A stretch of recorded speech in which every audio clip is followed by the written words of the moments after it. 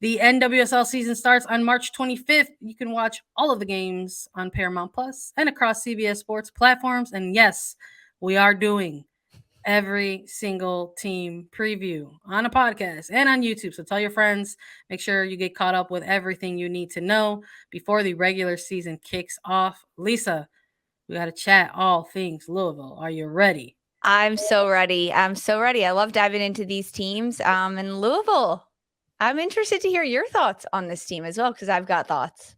What does it all mean? That's what I think about when I am forced to think about Racing Louisville FC. Let's start with an overview of some things for this team. Head coach Kim Björkegren entering his second season with the team.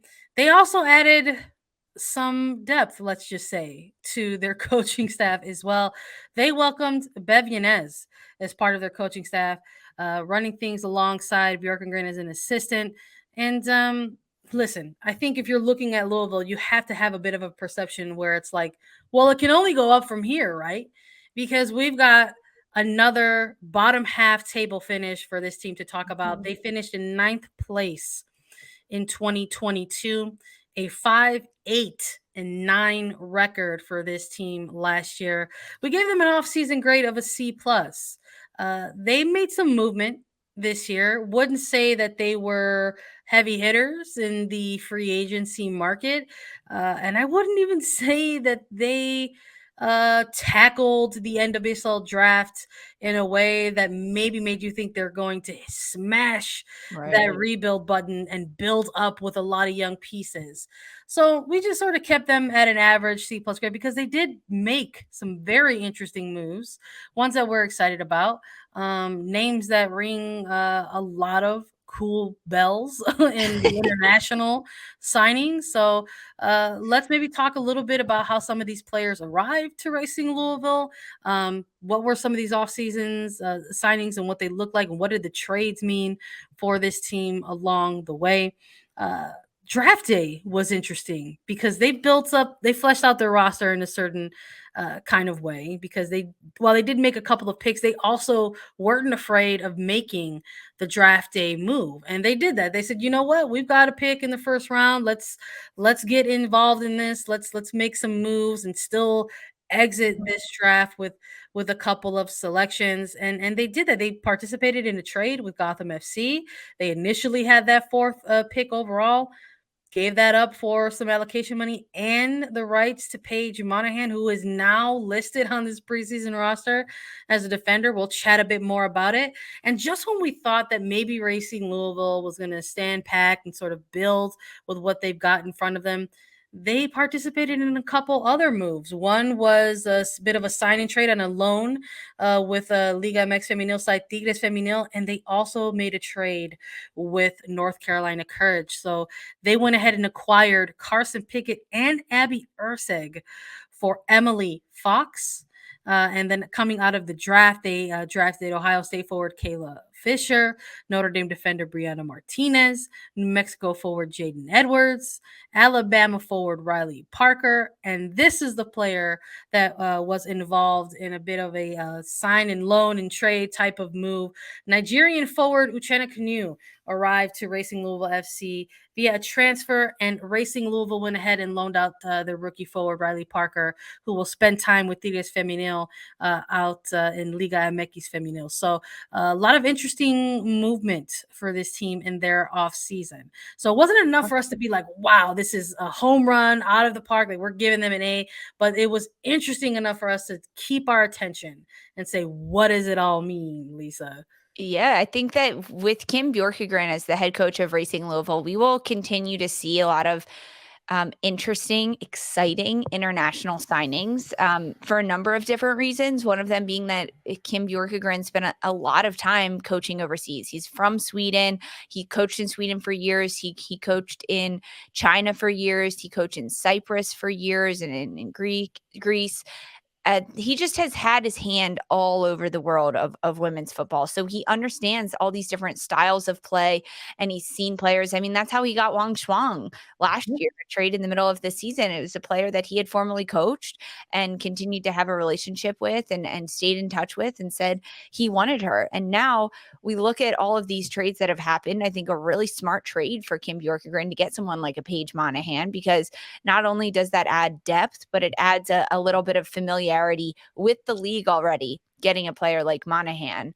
And then, of course, Pickett and Ursig, massive gets out of North Carolina Courage. But I think that I'm really excited about Uchenna Kanu and what this Nigerian international will bring to the mix of this team, because Racing Louisville struggled last year in scoring goals. They really did. Defensively, they were put under a lot of pressure. Katie Lund ended up breaking a record, goalkeeper for Racing Louisville, breaking a record in terms of how many saves she had in the year. And that is fantastic. Katie Lund is a tremendous goalkeeper, and she was put under bullet fire last year so often. And she did have to come up with some incredible saves, but you shouldn't be putting your goalkeeper under 150 saves in a year, forcing them to make all of those saves.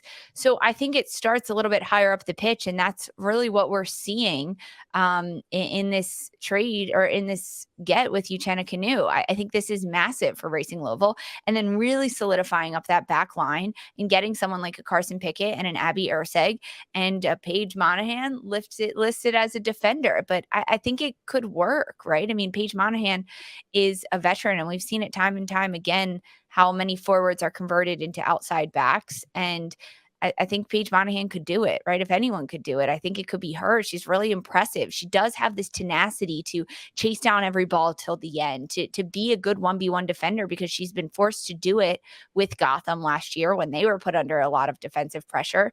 And Kim Björkegren saw something there that maybe not a lot of others saw. And that's really what I'm excited about, kind of how all these pieces are going to come together at the end of it all.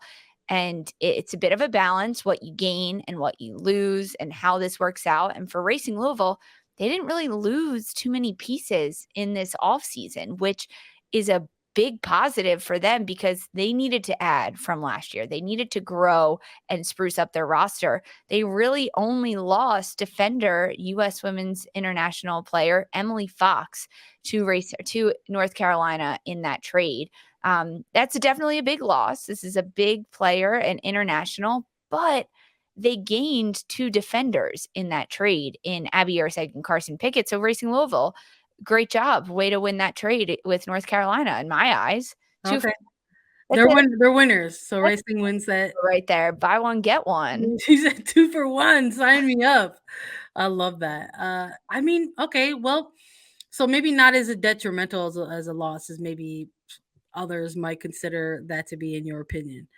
You think getting the 2 for the 1 defender, it works out better in Louisville's favor? I think it works out better in Louisville's favor because Emily Fox couldn't do it all herself. Emily Yeah. Fox is one of the top defenders, right? I mean, we're coming off of a She Believes Cup with the United States, and this is the only player on the United States roster that played every single minute of the She Believes Cup. Emily Fox is a tremendous defender, but she couldn't do it all herself. Mm. So would you rather have a 100% defender in Emily Fox that can only play one position because it's only one player, or maybe two 75% defenders? And that's not even being generous, because I think Carson Pickett is a top defender in this league, as well as an Abby Urseg.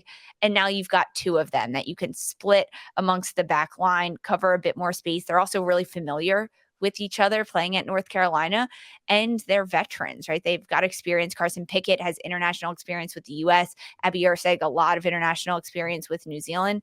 Yeah, I think it was a good trade for Racing Louisville. I do.